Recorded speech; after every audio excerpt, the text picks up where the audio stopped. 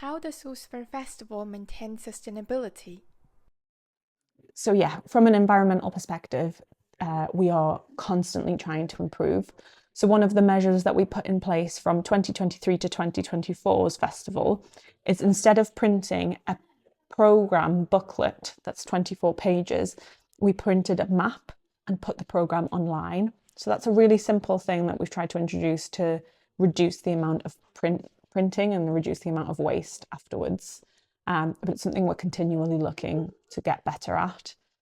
We're trying to produce things like event banners and signage that is like evergreen, perennial, that we can use every year so that it's in stock and not reprinted every single year.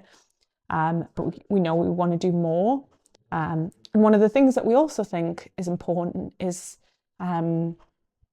not even just being more sustainable in our actions, but shining a light on sustainability and Ouseburn's role in the movement of sustainability and how Ouseburn's environment is important in the grand scheme of things. So in 2024, the festival's theme was Down by the River, where we wanted to celebrate the Ouseburn River. So you might have seen some of the art around the mural on the front of 51 Lime Street that was themed around the river, and it's to make people think about the river. So it's not just sustainable actions, it's also putting sustainability into people's minds through the festival.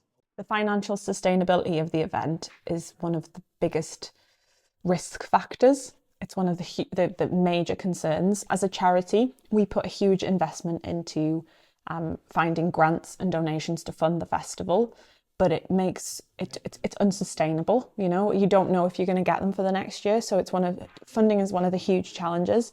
But for us, it's essential that, if not all, the vast majority of Ouseburn Festival is free, because Ouseburn Valley has areas of deprivation in its neighbouring areas, and the whole concept of the festival is to celebrate Ouseburn and celebrate its culture, its excellent cultural venues and activities, and allow everyone to be able to access them. So the free element is essential, but it's our huge risk factor. So, you know, Ouseburn Festival just happened last week, and we're already thinking about next year, thinking, how are we going to fund next year? How can we make ourselves more sustainable from a funding perspective?